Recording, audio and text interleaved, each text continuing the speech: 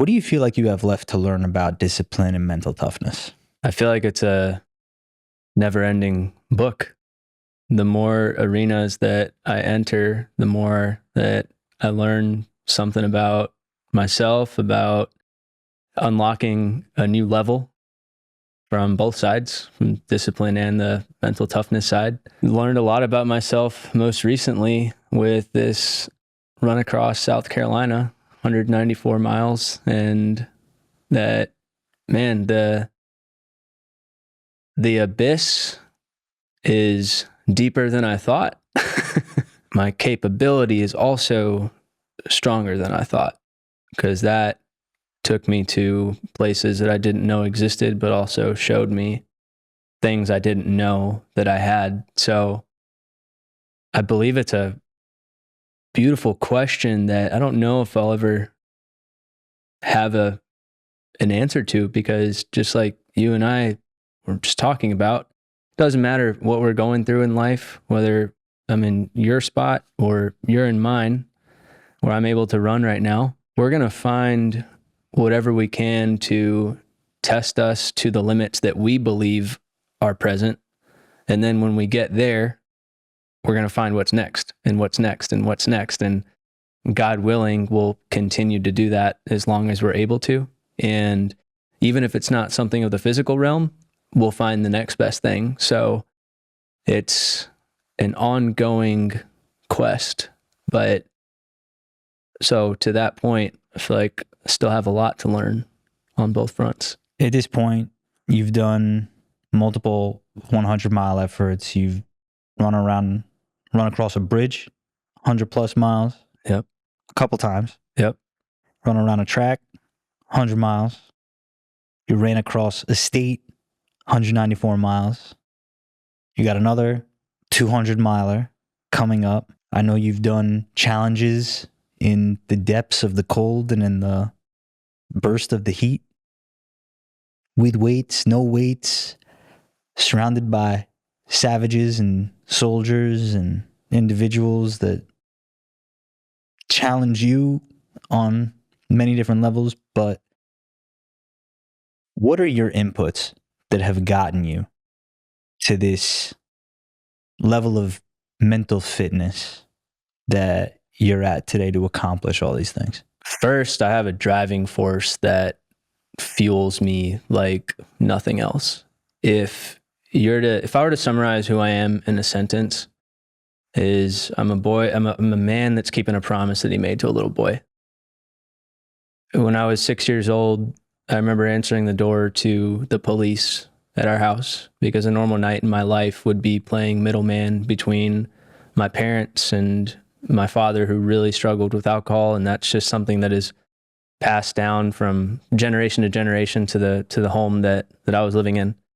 And a normal night for me would be often staying up till 2, 3, 4 o'clock in the morning, waiting for him to come home after a long night of drinking, and then just absolute chaos between him and my mom. And I wanted to make sure that the house was orderly and that my little sister didn't see what was happening. And I made a promise to myself the night that the police showed up at our house that the buck stops with me. Like, enough is enough. I've already, to that point, had dealt with this hundreds of times probably. I didn't know it as a 6-year-old boy exactly what that meant or how to keep that promise, but I never forgot that a promise is a promise is a promise. And that's what led me into the endurance world. Really, running became this therapy and escape.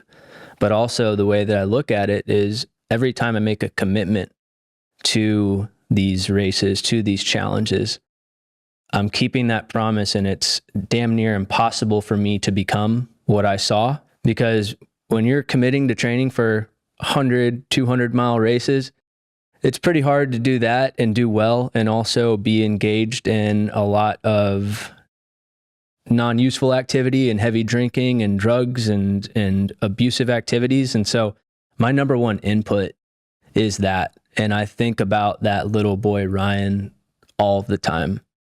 Secondly, with running now, it's bigger than me from that standpoint. It's also bigger than me and why I take on these challenges It's to provide to people that are going through something infinitely harder. So each of those runs that you mentioned, the bridge runs, the run across South Carolina and the track, that has fueled over $50,000 that have been provided to families that have a loved one battling cancer, or most recently with the track effort, to kids that are really struggling with mental health and need additional resources. So my two biggest inputs are bigger than me. But then when we look at now what's the physical component of it look like, and that applied to daily life, it's early mornings. It's being surrounded by absolute animals that if you're not waking up early and getting after it, someone's calling you out. Or, they're like, hey, what are you doing, man? Haven't seen you on Strava in a minute. What's going on? Or it's so those are, I'd say, the three things that are really like fueling everything that you see from me today. And what are you reading? What do you listen to? Who are these savages you hang out with? How does that impact and influence your performance? I just ran with Craig Siegel. I think you've had Craig on the pod. And we were talking about that as we were going around Central Park this morning. Like, there's a group of folks that I work out with every Tuesday, and we call it our Tuesday speed session. Tuesday to me is like Christmas. 5 o'clock in the morning, I'm up before the alarm, quite literally like jumping out of bed. Like, it is the best day of the week. And so I think that speaks to the power of who you have in your circle and how critical that is to where you're going to go in life, truly. Because I know that if I'm not there at 5 a.m. on Tuesday, and then a lot of us work out together throughout the week, again, there's a text message, there's a phone call, there's probably a, hey, why are you being soft in there? And you never want to get that. So the community that I have, we call it Washed Up Coffee Club, is second to none. Guys and gals in there. And then what am I reading? What am I listening to? I mean, I'm always studying you, seriously, and everything that you put out there. We've got a lot of mutual friends, people like Patrick. So like who we're surrounded with, we can name a long list of folks that we're either, I know we're constantly watching each other, but I'm always looking for what's the next best resource. The most recent book I just finished was The Way of Excellence by Brad Stulberg, which I really loved that one because he frames excellence as it's not a destination, but a journey. And how much, we love to talk about goals and where we're going, but the journey is the goal. The destination's just the cherry on top. And so I'm always looking for, what journey am I on? What journey are the people that I'm surrounding myself? What journey are they on? And with that, you create this powerful formula to continue moving forward, even when you don't want to. We can manufacture progress in so many ways. And I believe that who we're with and what they're doing is one of the easiest cheat codes for you to move forward in life. What I have come to learn, probably the most important, because attention management, we'll call it, how we feed our intuition, our internal algorithms, dictates our future thoughts, dictates our future outcomes.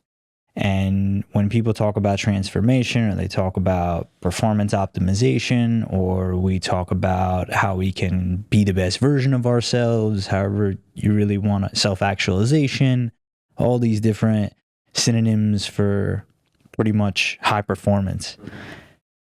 I have found that the catalyst for a lot of what triggers the growth is optimizing those inputs. And someone like yourself who has the outcomes to reflect positive inputs, I think zooming in on those for people that are striving, who feel stuck, who are lost, who are already high performers, aren't taking note of what they're taking in. Because in this world that we're living in, everyone wants our attention. It's so easy to be distracted. And something I was writing about this morning and the other day is and was how it's not even complacency. It's this catastrophizing that and spiraling out that's the easy thing to do. And how you bring yourself back to center, how fast you do. And if you have to have a hard conversation, I feel like even someone like yourself, you'd rather run 100 miles than have that hard conversation. And we have to extract the lessons and the discipline and the experience from doing those hard things, whether it's 100 miles or an early wake up or getting over an injury or whatever the thing is. We have to extract the lessons from that experience to catalyze the action that helps us drive the outcome. If it's talk to the person that we don't want to talk to about the thing that we've been avoiding, if it's to make a difficult decision about something that's super important and can create ripples in your life and the lives of others. And a big driver in those outcomes, two of the big drivers are the inputs and the response. There's this formula called E plus R equals O, event plus response equals outcome. And there's two different types of responses that you can have. The event's outside of your control. The outcome may be outside your control, but the response is within your control. And Jensen Huang, who's the founder of NVIDIA, obviously #1 company in the world by market cap these days, talks about the first thing he does when he experiences any type of adversity or obstacle is look at what he can and can't control. As stoic and cliche as that may sound. But what are the controllables? Attention is one of them, but our response is another. And so when we look at the types of responses that one can have, it can be skillful and deliberate and on purpose, or it can be impulsive, reflexive, and undisciplined. And I believe that training that impulse and that reflex and that response helps drive certain outcomes. How have you trained your ability to identify the controllables and to respond in moments? Because you feel and you give off an aura of extreme self-regulation. And obviously, the dose of medicine that you have to take on a daily basis through fitness, through nutrition, through hanging out with the right people, through working a full-time job at Boeing for the last decade plus, all these different things that you do, podcasting on the Win Today pod, all these different things that you do. How have you trained your ability to respond in moments that may feel outside your control? I look at our life as we're a walking science experiment, all of us. And with that, with the science experiment, just like you have inputs there, and we don't want to create any explosions. We don't want anything to blow up. So you got to constantly monitor the inputs and the outputs. So with that, I say that to say that what works well for me and what I suggest folks do is like constantly audit yourself, slow down so that you can actually be present to what is going on. Situation A occurred. Okay. We can react instantly. We're probably going to miss all of the lessons and whatever it is to be extracted from that because we didn't slow down for a minute. Versus like when something takes place in my life now and over the years is situation happens. Okay. What is this giving me right now? Because I believe that any situation in life, good, bad, indifferent, however you want to describe it, is delivering something to you. We have an abundance of gifts that are always being presented to us in life if we look at it through the right lens. My earliest years, up into my teenage and early adult years, I looked at everything that was happening at home and that situation I described earlier, which continued until really my adult years, as things that were happening to me.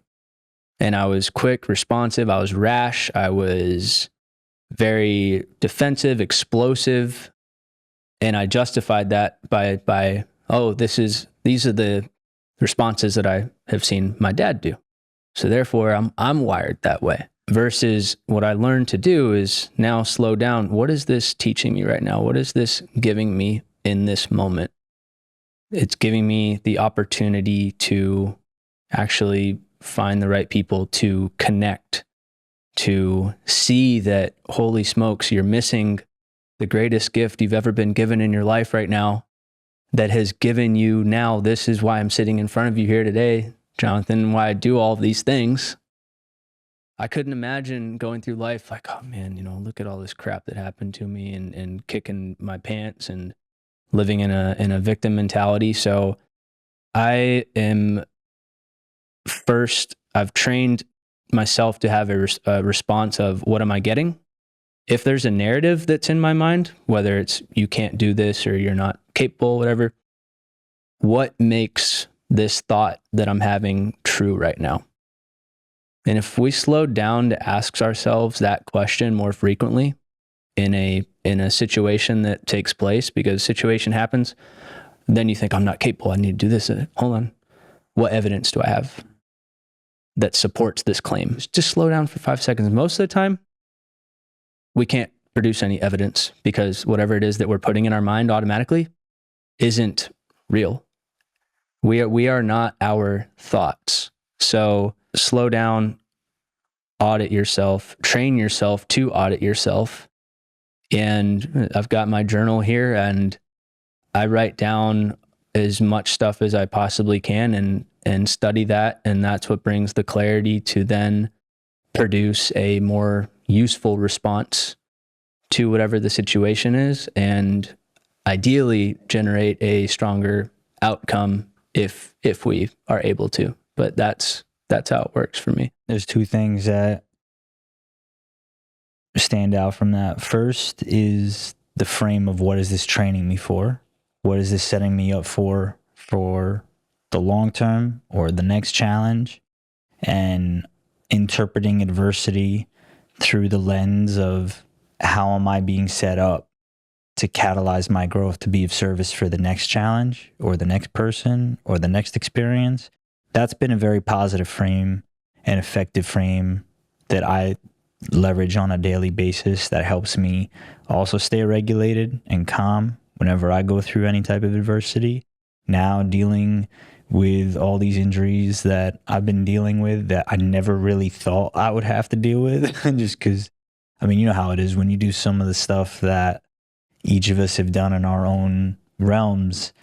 You feel like not invincible, but very capable. And so any setback can hit your ego, especially when the mechanism for growth has been physical output. And now I'm being challenged to reorient myself in a different way to be of service or to find growth in other aspects. And the physical efforts have been a great way for me to hold myself accountable and experience growth. But now that it's not as available to me in the same way, obviously I love what I do on a daily basis, and I've had to work around a lot of things, but it's not the same as going to the extremes. It's not the same as like almost passing out from doing 1,000 pull-ups. It's not the same as like hating every aspect of life when you're 40 miles into 50.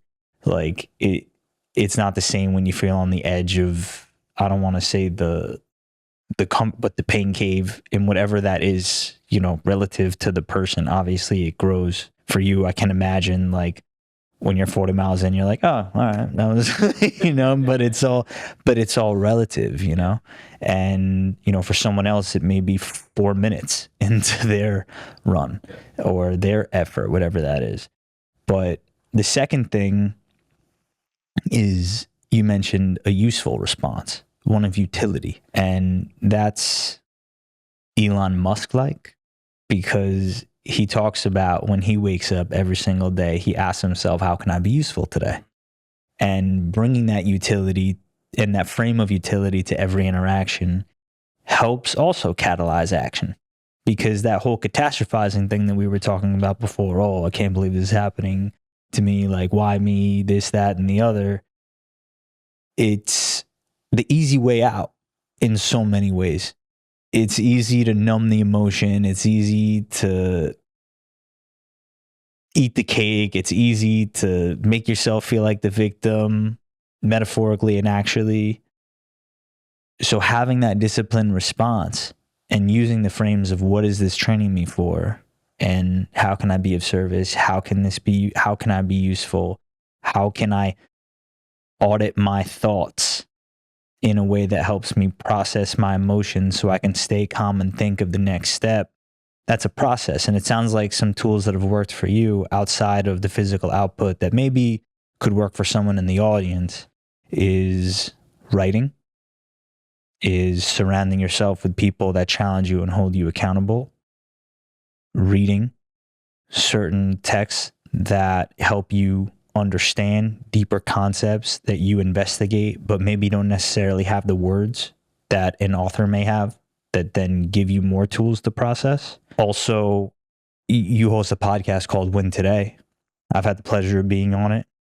This has been a long time coming, though. I wanted you on the pod. I'm glad we could finally do this. What have those conversations in terms of input, shaping your judgment, shaping your intuition, how have those conversations played a role in guiding your decision making? It's definitely reinforced some of what you mentioned, because a lot of the guests that I've had the opportunity to create conversations with, just like you, we like to dig into, okay, what are pieces of your playbook? And I've observed that a lot of high performers that we have created conversations with have also made reference to slow down, create clarity. And in that case, one of the easiest ways to create clarity in life is extract from the abundance of thoughts that we have in our mind. So experts estimate that we have roughly 50,000 to 80,000 thoughts per day, which is kind of scary to think about. Could you imagine if we were present to all of those? Our minds would explode.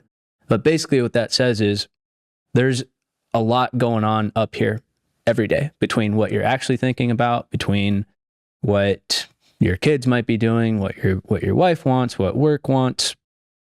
Unexpected thing takes place. So the more that we can extract from here and actually put it down and sit and look at it, like, okay, here's what's actually happening right now.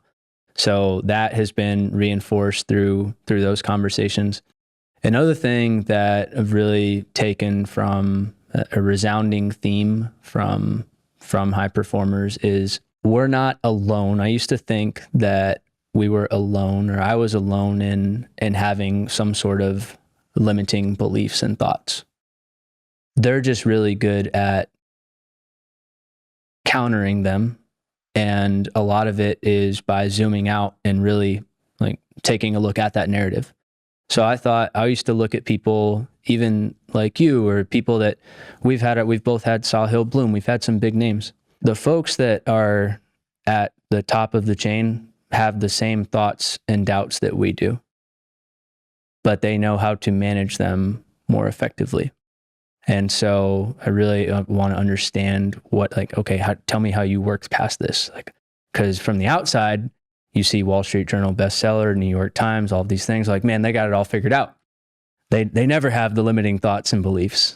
And they've got really good systems. They also, another thing that I've taken from them is I've actually hired coaches and therapists to work with, have somebody, a professional in your corner that you can leverage for advice, you can leverage as a thought partner. And for a while, I was a little iffy about those things, especially therapy, but I will not shy away from any sort of personal investment like that ever again. So I would say those are the big things that come out from their playbook, and they're not afraid to pay to play and get professional advice that allows them to move forward. And I wish I would have done that stuff sooner. I don't know if it was the CEO of Shopify or the CEO of Airbnb. One of those, we could fact check it later. Someone hold me accountable. They talked about therapy as a cheat code. Yeah. And I don't actively go to therapy. I have therapeutic practices. Once upon a time, I definitely did when I was younger, but I find that when we talk about mental health, mental fitness, one of the things I talk about is, especially when it comes to inputs, is this idea of a stress management ecosystem. And part of the ecosystem is conversations with people of wisdom. That can be role models, that can be mentors, that can be doctors, that can be therapists. And to help extract some of that wisdom, insight, to help inform decision making, especially when you have a high performer who, I'm sure for all the good that we're talking about, there's a lot of negative feedback that you get as well. You're overdoing it. You're going to hurt yourself. I know what I get, so I can't imagine what you get. And especially at the levels that you've gotten to, how have you navigated that negative feedback, and how has it played a role in your performance, if at all? Convert it into fuel, for one. And so when there has been some sort of negative feedback, that's like, all right, we're going to bring that up. We're going to play that track at mile 23 of the marathon. And there's your fuel to push hard. So you can take that, you can take anything, I believe, that is a negative and turn it into a positive. But again, it's all, have you trained yourself to be able to look through the right lens to do that? Because it's not something that, if you're generally a negative person, it's going to be pretty damn difficult to take negative feedback and flip it on its feet and turn it into something positive. But there's that. Not all negative feedback that you put in your mind, like I was saying, is true either. We can tell ourselves we're not capable.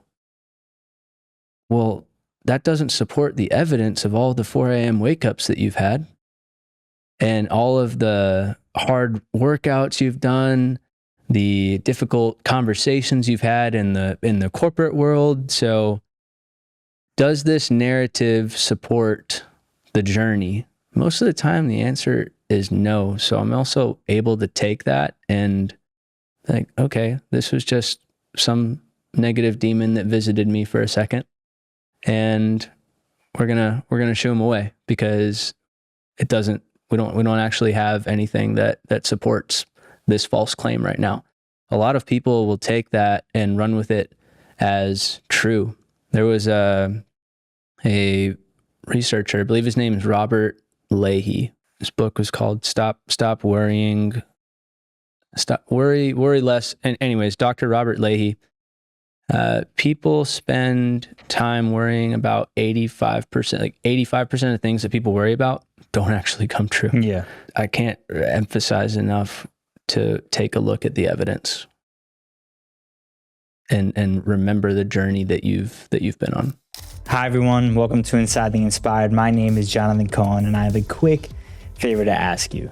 If you're getting any value out of this content, please take a second to subscribe to the channel. You help us reach more people, and you can also stay up to date with all the latest content coming your way. Thank you so much for tuning in. I'll catch you in the episode. When I hear something like that about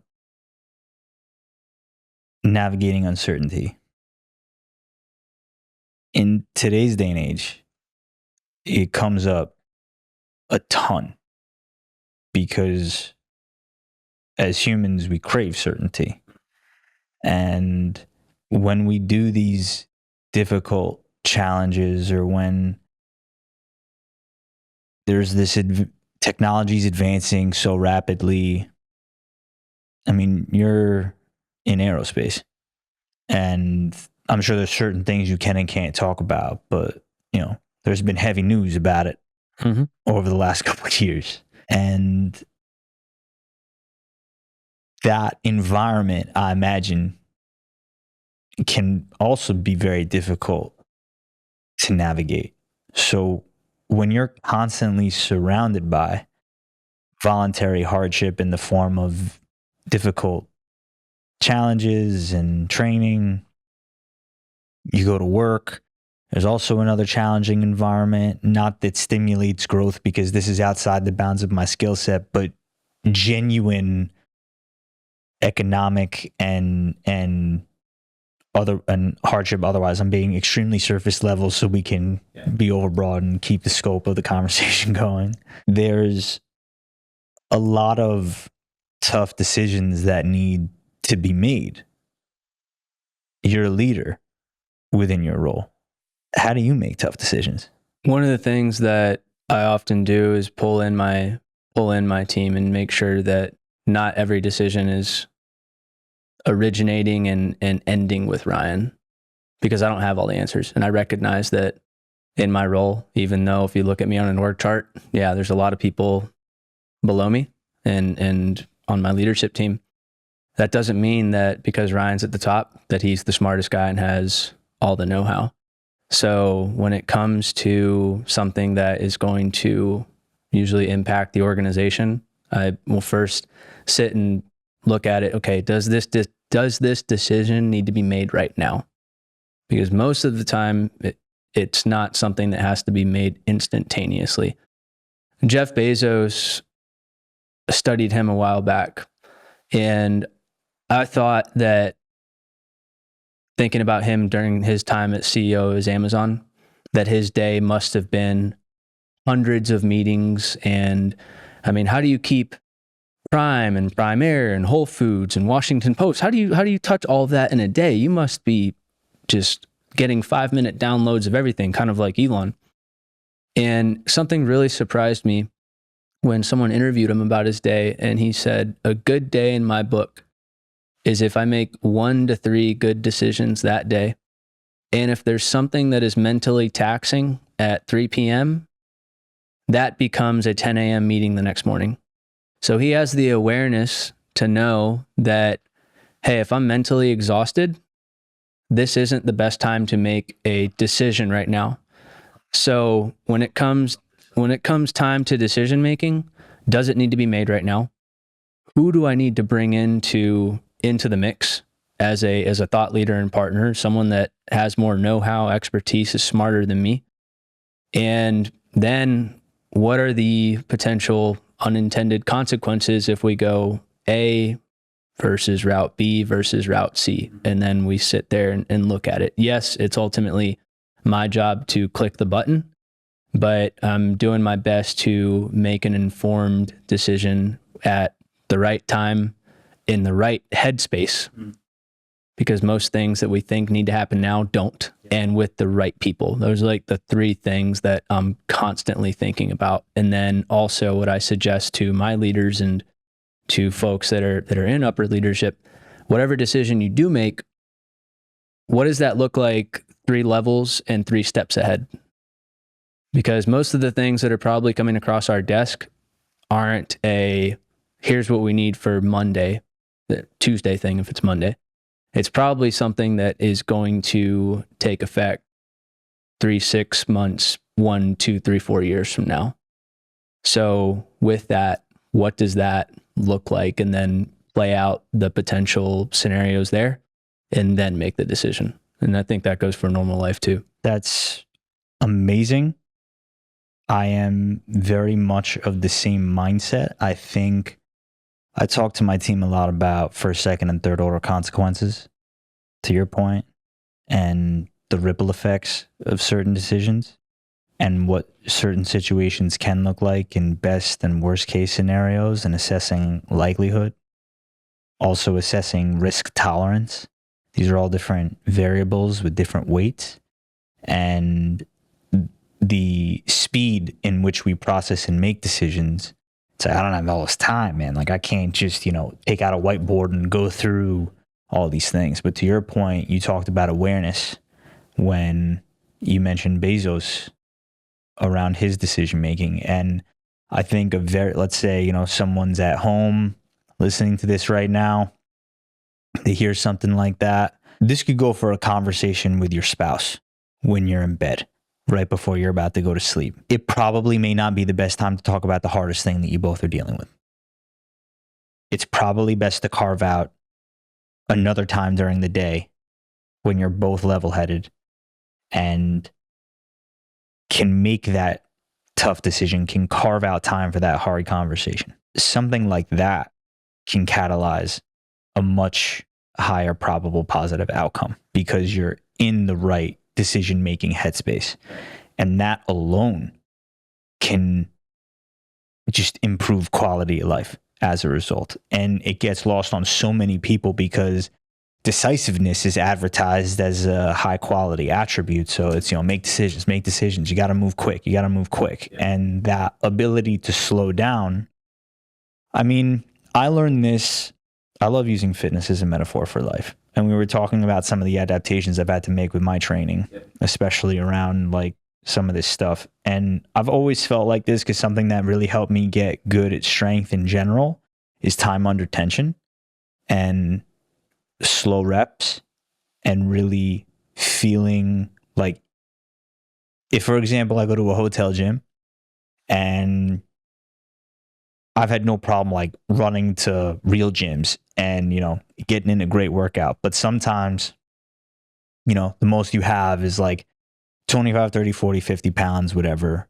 And you could do a HIIT workout and break the sweat, or you could take the 50 pounds and slow it down. 3 seconds, 5 seconds, 10 seconds, 15 seconds. You will feel 50 pounds like you have never felt 50 pounds before. Yeah.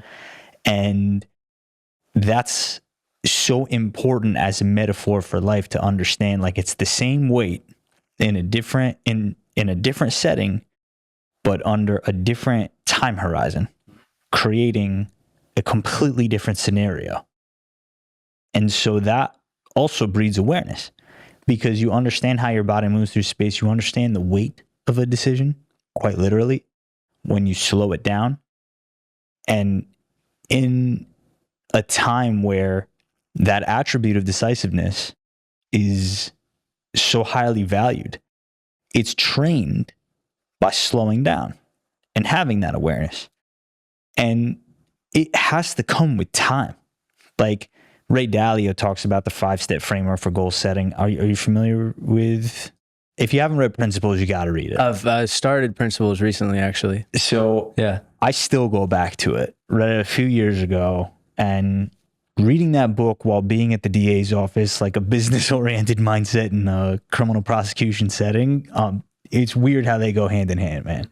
And his framework around goal setting is simply like identify the goals, identify the problems, get to the root cause, diagnose those root causes, analyze those root causes, and then make sure that you're designing solutions that address those root causes that you're not going to tolerate, and then execute on the strategies that you designed, and then iterate and improve if they don't go well. And he's got that loop. So it's setting the goal, identifying the problems at their root cause, diagnosing them correctly and not tolerating them, designing strategies to overcome them, and then executing on those strategies to see if it works or if it doesn't, right? And so when we think about that process of decision making that you were talking about, like you have brought up a few times this ability to slow down. How do you practice that ability to slow down now? Like, I guess the best way to ask the question is, what are you working on within yourself right now that you have to slow down, that you're aiming to speed up down the line? One thing is, and this is something that's evolved from therapy lately, is this concept of being a good friend to yourself. We move so fast in a lot of areas of our lives, and we're dedicated to service. I heard someone say once, don't set yourself on fire to keep others warm. And I'd be willing to bet, just by that laugh, that you've set yourself on fire, and I know that I've set myself on fire many times. Now, would you light me on fire? No, and I wouldn't light you on fire because you're a good friend and you're a brother. And I wouldn't be a good friend to you if I lit you on fire right now. But why am I going to light myself on fire? You're not going to do that, brother. Why? But and sometimes I look back and have by saying yes to so many things, by staying in relationships that probably should have ended a long time ago for too long, by overcommitting yourself in certain areas of life because you believe that's the right thing to do, and you have to go through this mental hurdle of, oh, if I say no, does that mean I'm a bad person? And then go through all this narrative. So overcommitting, saying yes, you're not being a good friend to you. Because if I was sitting there and looking at you, I'd say, Jonathan, man, you're doing way too much. And I'm only telling you that because I love you. Still hustle, still grind, but realize here's my view of you right now. Like you're so stretched thin. No wonder you're in the situation that you're in. So one thing that I'm really becoming aware of more and more and studying is, am I being a good friend to myself? And I know in certain areas of my life, I wasn't. Being a good friend to myself across the board, whether it's in the fitness realm, in relationships, is what is, I believe, allowing me to show up better for people. I just blew up in a marathon 2 weeks ago. I was going for a 2:42. All of my training had all of the right signs that fitness level is there. Didn't work out, day of, exploded, mile 20. I'm literally profusely vomiting. Sounds like I'm having an exorcism, like sounds that I've never heard come out of my own body. Like, what the hell is going on here? And finished not even close to the desired time. And I know that a former version of me, because I was there with a lot of friends, would have been incredibly upset. And I was obviously frustrated with myself, dealt with that privately. But I was a good friend to myself in that, hey, if I zoom out as to what's going on right now, the journey was still an incredible one. There's a better version of me on the other side of these last few months that we've gone on. I've ran harder, I've trained harder than I ever have. And this, even though this result wasn't did not support the inputs, we still have moved up a level, and it's only a matter of time. We'll come right back to the arena. We're going to be A-okay. But I was able to be a good friend to myself that day, still enjoy the moment and time with people that I love, and I believe rather a former version of me wouldn't. So Ryan's being a good friend to Ryan right now. We call that self-compassion. And I think it gets conflated with or confused with weakness. I interviewed Dr. Kristen Neff, author of a book called Self-Compassion, and she's got this different exercise that I usually share in my seminars as the me, myself, and I framework. And it's effectively this idea of there's 3 chairs. You're telling the story in one chair, and you have a third-party impartial observer in one and a friend in the other. And then you put yourself in each of those chairs and give your original self feedback as the impartial observer and the friend to see how the story is processed and what story you're telling yourself. I gave a seminar to the New York Law Department about a year ago, and I taught about pattern recognition and pattern interruption and pattern creation. And one of the questions was about, how do you know with all the different patterns that we experience in a day, like how do you know which ones to change? And it's always interesting when you give a lecture and you get questions after, or you see people writing notes. I don't know if you've ever had this. To me, that's always the most real thing. It's like, I was just reporting this, but anyway, I digress. I hope this is right. It's like not imposter syndrome. It's just like a little bit of like, hey, I think it's working. I hope I said the right thing. I hope it makes the right impact. But there's a narrative. Yeah.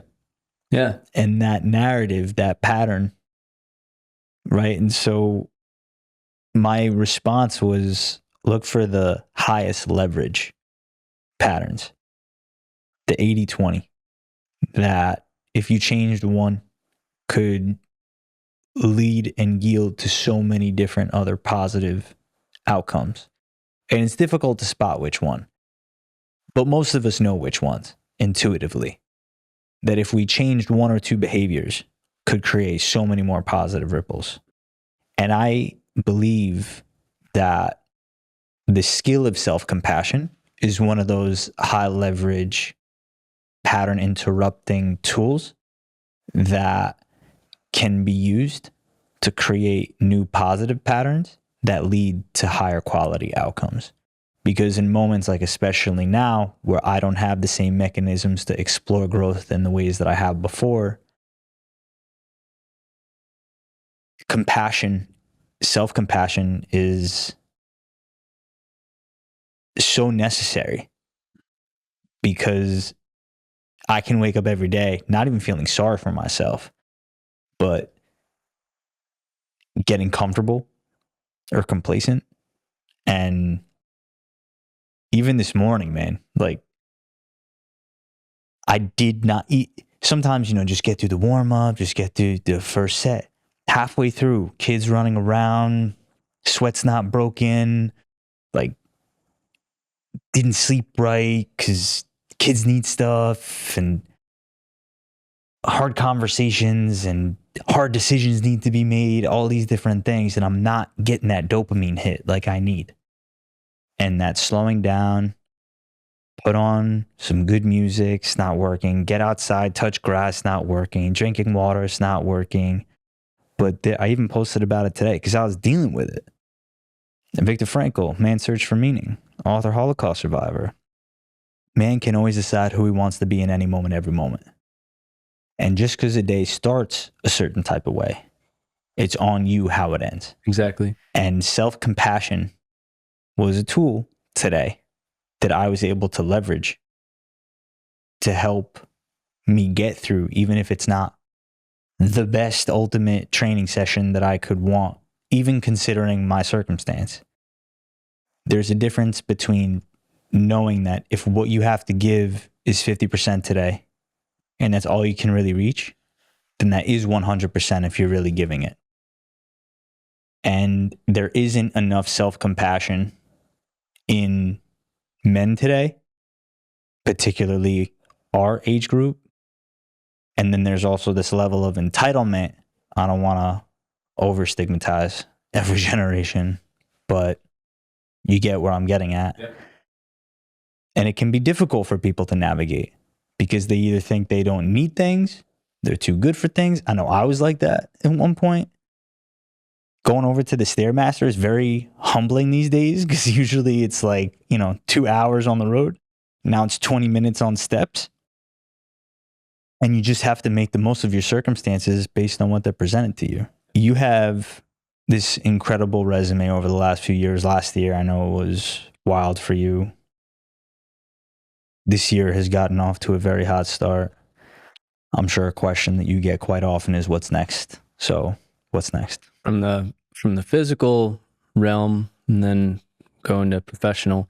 From the physical realm, I'm actually allowing myself to do less this year, meaning that there's not going to be this 6-month stretch of three world marathon majors and then a 72-hour Spartan death race and then 100 miles around a track. I looked back and I set myself on fire a little bit last year. So I'm not setting myself on fire this year. But that said, the challenges will never end. So what's coming up next is Sydney Marathon in August, going to Australia. And then it's all hands on deck for 200 miles across the Ravenel Bridge in Charleston, South Carolina. And that's for my nonprofit, Breaking Ribbons. We provide to families that have a loved one battling cancer. So one thing that keeps me going in those tough moments is, and I believe this is important for people to know too, is when you're in a tough moment, sometimes you're thinking, oh, my leg hurts, or I don't want to get up, and I'm tired and I overslept, and etc. You're only thinking about you in that moment. But that thing that you really want to go do, what is it for? Right? I know for you that part of your commitment to fitness, obviously you want to challenge yourself, you want to grow. But I know that you also want to set a great example for your beautiful girls. And that's something to connect to. So I think about when I'm going and doing these challenges and getting ready for this 200-mile run, I don't even think about it as running. I'm getting ready to answer prayers for somebody that needs it. And one thing to move forward is remove yourself from the equation and have something that you're deeply connected to that is infinitely greater than whatever the destination is or the goal is. That's what you tap into when it gets tough. Outside of that, what I'm really focused on and my dream, like this, by the way, is I look at this as touching the dream right now. I'm sitting here, we're in New York City in a beautiful podcast studio.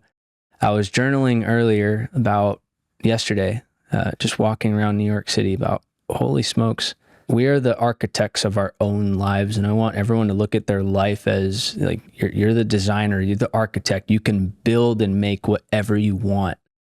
And when I think about where my life is going, and going back into your question, is with my mastermind community, is growing that to a point to where, hey, this dream of exiting corporate and doing things like this full time and speaking and everything else I've already been doing, like is my main thing, moving closer to that.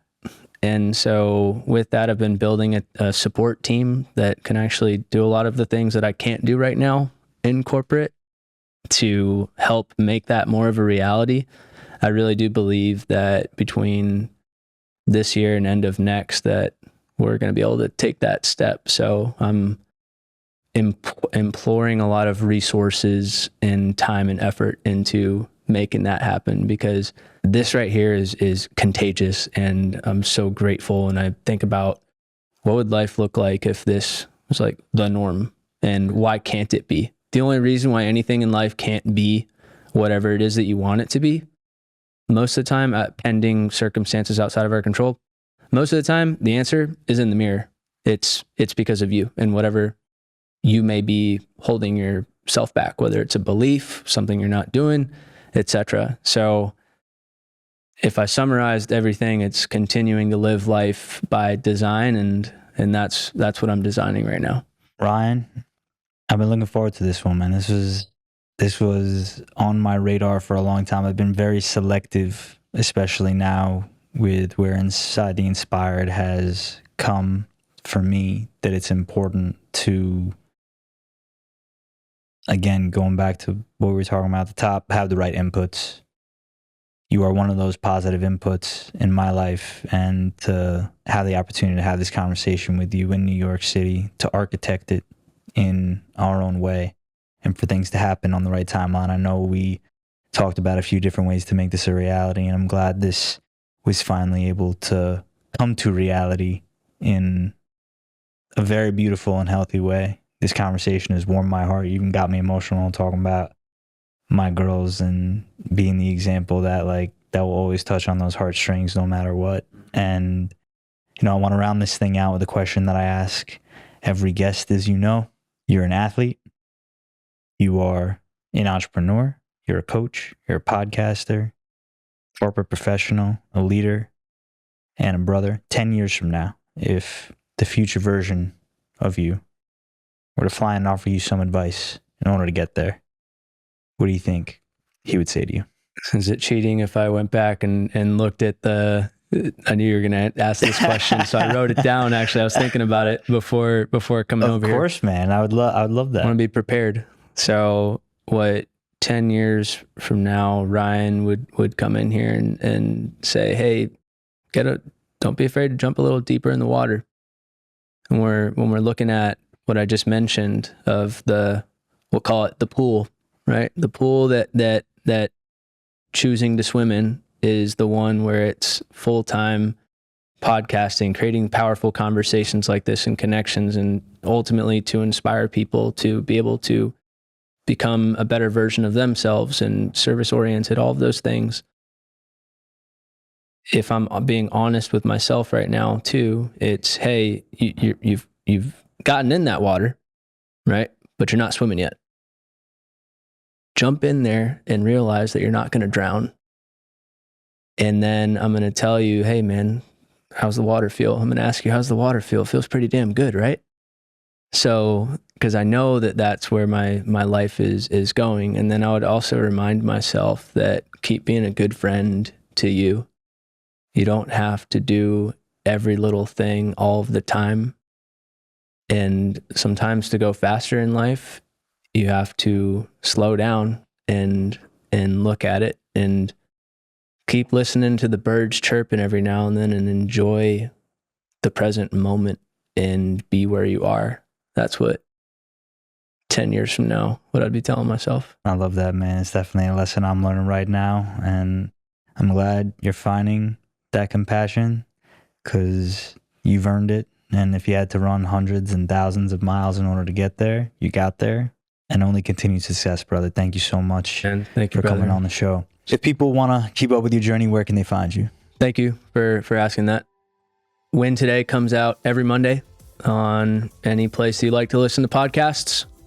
Have amazing people like you that have been on the show and folks that are deeply committed to truly bettering themselves and those around them. So that's one way. I am also active on LinkedIn.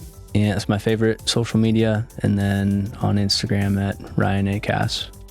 And you can also go to ryancass.com, and that's where all the other fun things are. If you got any value out of today's episode, please rate, review, and subscribe to the podcast. Once again, my name is Jonathan Cohen, and this is Inside the Inspired.